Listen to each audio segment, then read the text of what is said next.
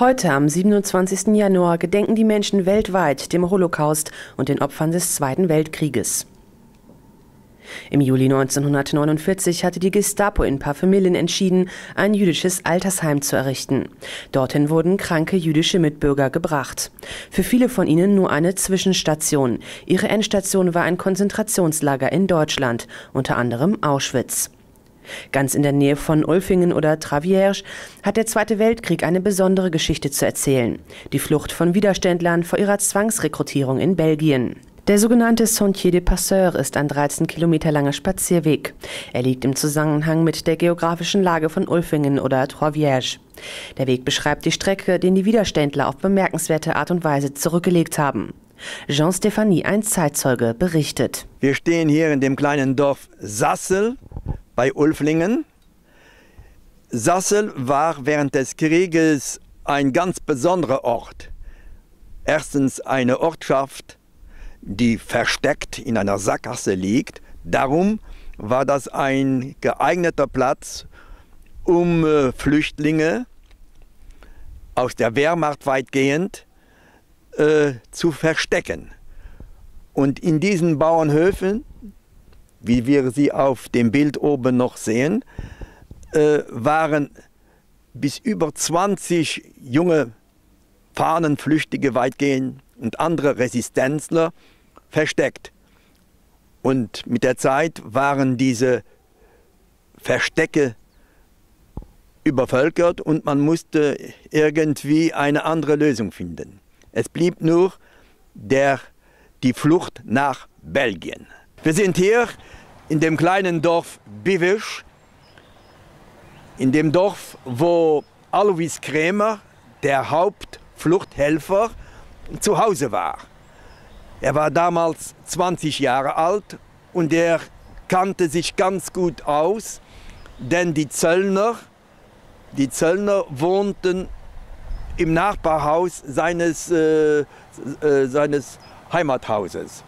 Alois Krämer war der Hauptfluchthelfer und im Juni 1944 ist er in Belgien von den Deutschen verhaftet und verletzt worden. Er wurde in der Villa Pauli in Luxemburg verhaftet oder verhört und schlussendlich nach Deutschland, nach Targau verlegt und auch im Januar 1945 erschossen. Wir befinden uns hier am Anfang des sogenannten Fluchthelferpfades, le Sentier des Passeurs.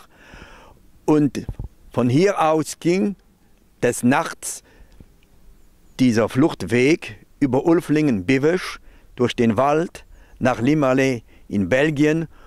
Und da waren dann auch diese Flüchtlinge gerettet und nach dem Krieg konnten sie alle gesund wiederkehren. Hier gibt es eine Stelle, 1 Meter breit, da gibt es Felsen rechts und links. Und der kleine Bach zwängt sich dazwischen. Und somit konnte man trockenen Fußes hier rüber auf die andere Seite nach Belgien. Auf belgischer Seite war man irgendwie sicher, denn während des Krieges war Belgien militärisch besetzt. Und die Militärverwaltung, die deutsche Militärverwaltung war nicht gerade so streng. Und somit konnte man sich da als Flüchtling freier und sicherer bewegen. Heute ist dieser Weg auch ein sogenannter Weg der Erinnerung, Passage de la Mémoire, also ein Gedächtnisweg.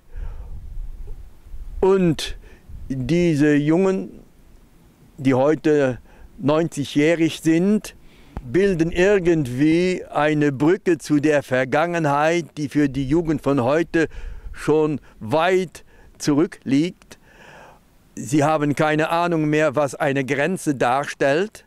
Während des Krieges waren Grenzen tödlich. Nach dem Kriege bestanden sie auch noch immer und belgische und luxemburgische Zöllner waren manchmal unbequeme Agenten gewesen. Das kann man sich heute nicht mehr vorstellen in einem geeinten Europa.